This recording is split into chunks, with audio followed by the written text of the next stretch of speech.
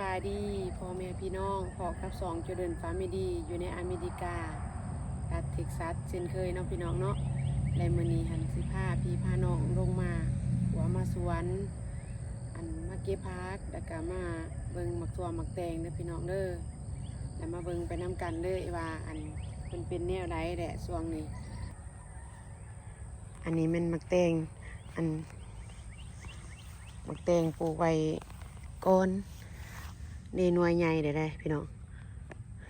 หมักแตงขาวนี่เครือเพิ่นอยากเสียมหอมยังบ่ทันได้ใหญ่พอเก็บเทื่อแล้วก็มาหน่วยนี้อีกคันนี้อีกประมาณ 2-3 มื้อนี่มันเก็บหลายแล้วซ้ำนี่หมักแตงนี่เป็นไว้เพราะว่าปลูกก่อน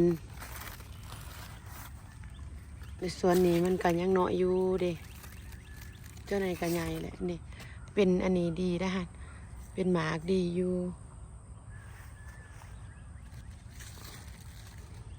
นี่หมออยู่นี่ก็มีลายอยู่จับดีอยู่นี่เป็นเบิกแตงขาวทางเมืองนั้นเป็น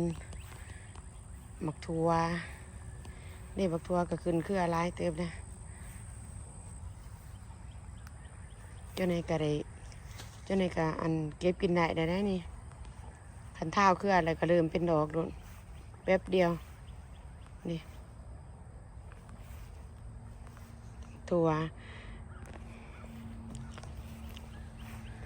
ดอกไม้ก็สิเป็นดอกแล้วนี่กำลังจอนี่เจ้าไหนก็ดอกไม้บานได้นี่กำลังจุ่มโจเดี๋ยวมาเบิ่งหมักแตงเด้อเบื้องนี่หมักแตงปลูกคนละฝากกันแข่งกันกับบักทัวเบื้องนั้นบ่ฮู้ว่าไผสินั้นไผสิย่าไว้ก่อนกันเนาะกงใส่กันเลยนี่หมักแตงคือย่าเอาไว้เติบอยู่ได้นี่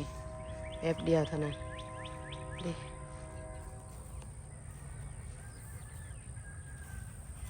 เป็นหมากจับดีอยู่เป็นหมากน้อยมาดินี่หมากเพิ่นดิหมากแตงดิเป็นไปได้นี่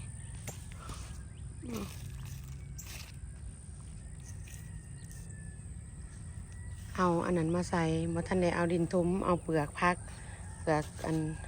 ผักกระดอกกระดำเปลือกมะกล้วยเอียงก็เลยว่าบ่ทันได้กุดคุ้มถมเถื่องามเติบอยู่พี่น้องเอ้ยบักทั่วบักแตงถึกน้ำฝนเบิ่งมื้อนึงผ่านมานี่สัตว์ขึ้นไว้เติบมาเบิ่งบักทั่วเบื้องนี่เด้คือเพิ่นงามเติบอยู่พี่เด้ยังบ่ทันได้นั้นเอาขึ้นผูกเสือกจองแล้วก็เกี่ยวขึ้นเลยบัดนี้เบื้องนี่หมักแตงก็มีอยู่ได้ตัวนี้ปิดไปกินแล้วนี่หมักแตงอันนี้ปิดไปอยู่นี่หน่วยหนึ่งมื้อก่อน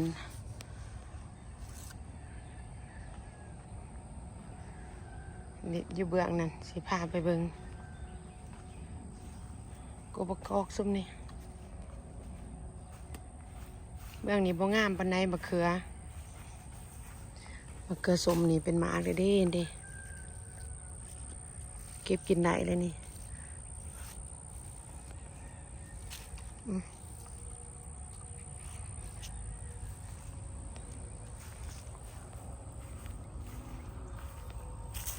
นี่หมักแตง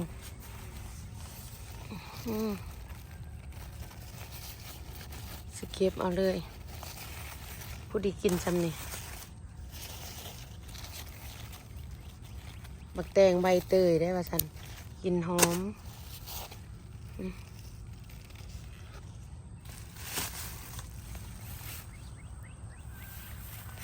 เด็กคัน อันหมากติดนี่คือสิเป็นร้ายอยู่เพราะว่าเริ่มแหละเริ่มงามเริ่มอันนี้แหละอยู่ในหันคือกันเด้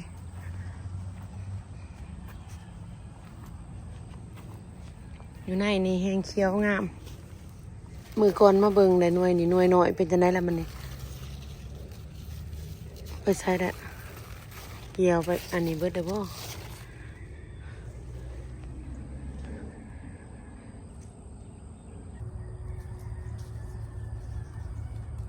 นกเอาผักสลัดกินพันปลา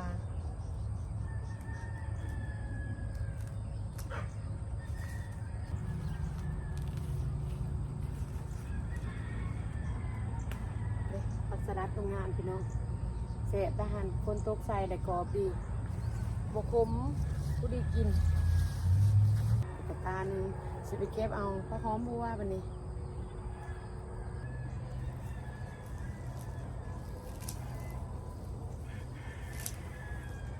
พระหอมบัว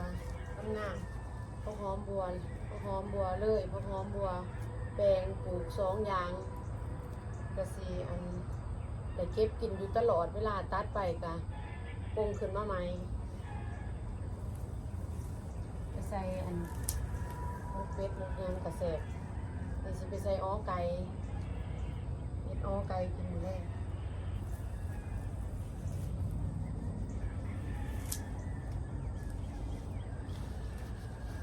แต่เนี่ยเราได้จะหน่อยไปเก็บอภัยตูก่อนเรื่องมันพี่น้องเลย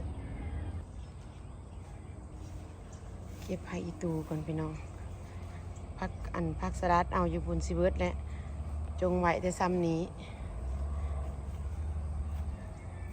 อ๋อไก่ใส่ผักซีน้ำใส่จักหน่วยผักสลัดงามงามไผ่อีตูอยู่นี้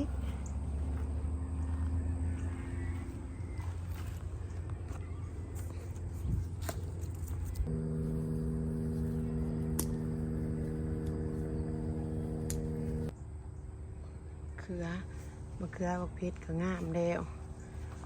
เริ่มเคี้ยวขึ้นเลยบักเพชรก็ได้พักกระตาหนึ่งพี่น้องพอได้เมื่อเฮ็ดกินตอนแรกขอบใจพี่น้องมุตปูทุกคนเด้อที่เขามาเบิ่งมาหาส้มสำหรับคลิปนี้จะจบเพียงเท่านี้คลิปหน้าเจอกันใหม่เด้อพี่น้องขอบใจหลายๆบ๊ายบาย